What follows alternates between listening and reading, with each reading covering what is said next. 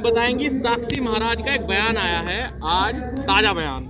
उसमें उन्होंने कहा है कि जो ये आज़ादी है ये किसानों के द्वारा नहीं आई, ना किसानों को इसका लेना देना है, इसे तो हमने अपने खून के द्वारा मतलब खून के भाव जो है वो खरीदा है। तो ये साक्षी महाराज हैं कौन, पहले तो ये वाली बात बताइए। ये साक्षी महाराज बीजेपी के सांसद हाँ, मुझे मालूम है कौन ये, इनको हम भी नहीं जानते।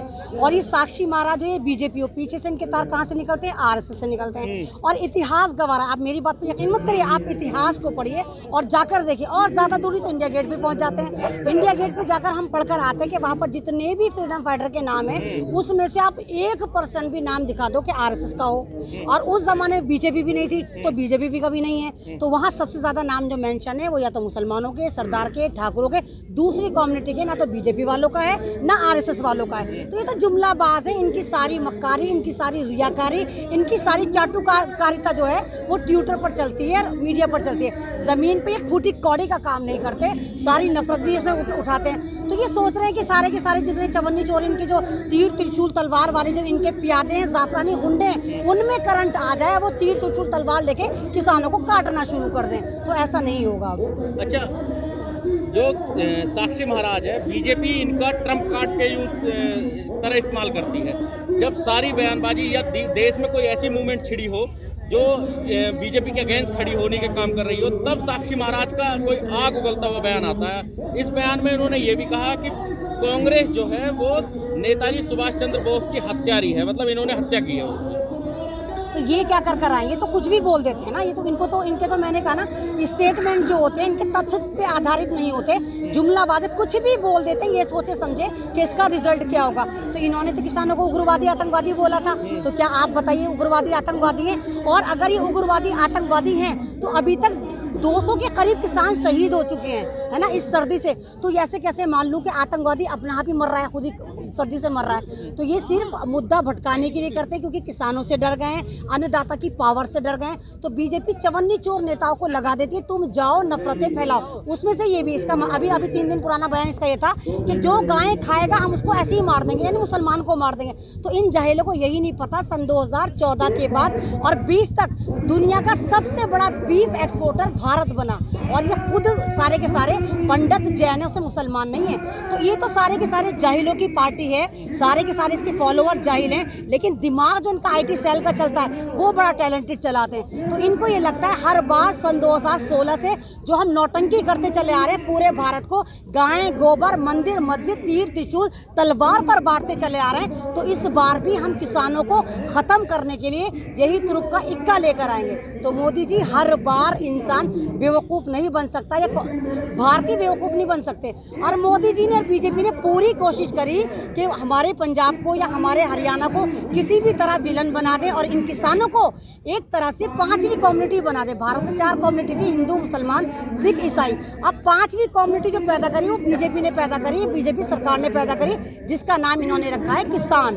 तो ये किसान का कोई मजहब नहीं होता, रोटी का कोई मजहब नहीं होता, किसान हिंदू मुसलमान सिख ईसाई सब होता है। तो अब इनके सारे फार्मूले, सारे इनके तुरुप के सारी एंटीबायोटिक इनकी फेल हो गई है। तो अब इन्होंने भड़काऊ भाषण देने शुरू कर दिए ताकि भारत में अराजकता फैले।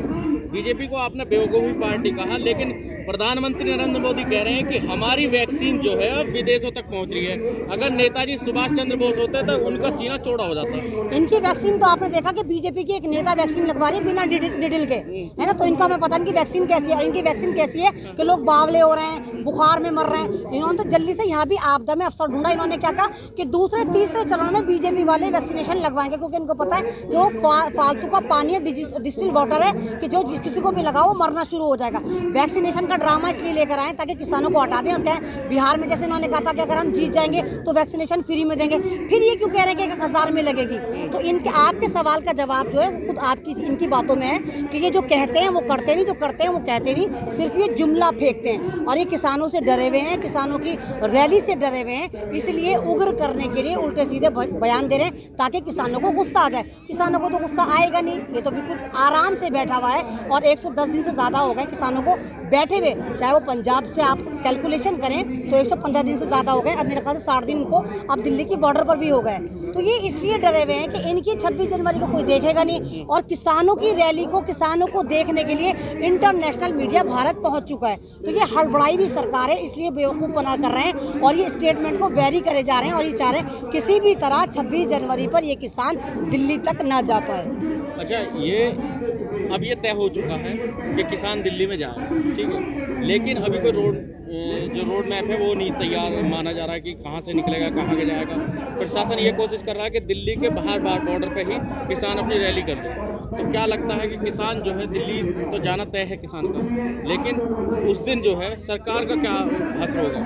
सरकार खाली अब एक तरह से पूरे भारत में जो डोमिनेशन चल रहा है बीजेपी का चल रहा है। पुलिस वालों को भी पता है, पुलिस वाले यहाँ बैठे हुए, आर्मी यहाँ बैठी, सब देख रहे हैं कि ये भारत का किसान है, और ये इन्हीं की तो नौकरी करते हैं पुलिस वाले, लेकिन खाना किसका खा रहे हैं, चाय किसकी पी रहे हैं, सारा यही खाते हुए नजर आ रहे हैं। तो वो भी इतने बेवकूफ़ नहीं, बेशक वर्दी सरकार की तरफ से होगी, ड्यूटी उनकी निभा रहे होंगे, लेकिन इंसानियत मेरे भारत के पुलिस वालों में है, और वो देखेंगे। वो ऐसे नहीं कि गोलियां भाजनी शुरू कर देंगे सरकार के बेस पर। और दिल्ली किसान क्यों नहीं आ सकता? क्या दिल्ली आने के लिए वीज़ा पासपोर्ट की ज़रूरत पड़ती है? अगर ऐसा है और आप लिखे मोदी जी, आप दिल्ली की सरहदों पर लगा दें कि किसान वर्जित है, तो किसान दिल्ली में परेड करने जा रहा है, वो सत्ता हिलाने नहीं जा रहा, वो कुर्सी हथियाने नहीं जा रहा, वो राजपथ पे भी नहीं जा रहा, वो जनपथ पे जा रहा है और अपनी परेड निकाल कर वापस आ जाएगा, क्योंकि उसको पहली बार जिंदगी में गोल्डन अपॉर्चुनिटी मिली है कि वो दिल्ली में आए और अपने ट्रैक्टरों को दिखाए कि देखो ये भारत की राजधानी है। वो वहाँ उत्पाद मचाने नहीं जा रहा। तो सरकार किस बात से डर रही है? सरकार इस वाली बात को क्लियर करे।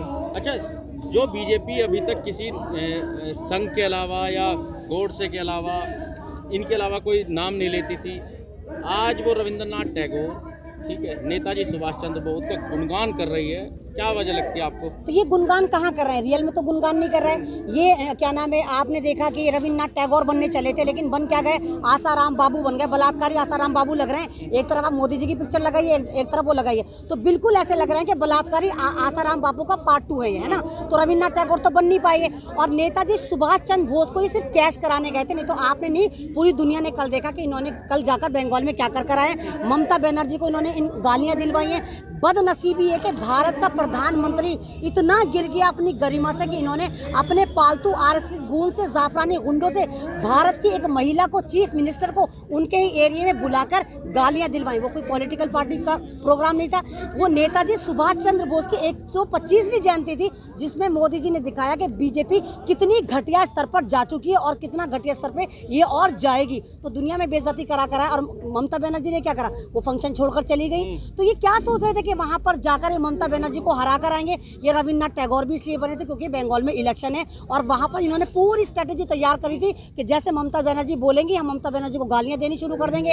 आपकी हरकतें इस तरह की हैं कि जो आपने बिल्कुल ही बर्बाद कर दिया भारत को। जय श्री राम का आपके ऊपर कॉपीराइट नहीं है, वो हमारे भी राम थे, वो सिखों के भी राम थे, वो ईसाइयों के भी राम थे, वो पूरे भारत के राम थे, वो आपके राम नहीं थे। तो ये ड्रामेबाजी कम करें मोदी जी। आप भारत के प्रधानमंत्री हैं और इसकी गरिमा को बरकरार रखें।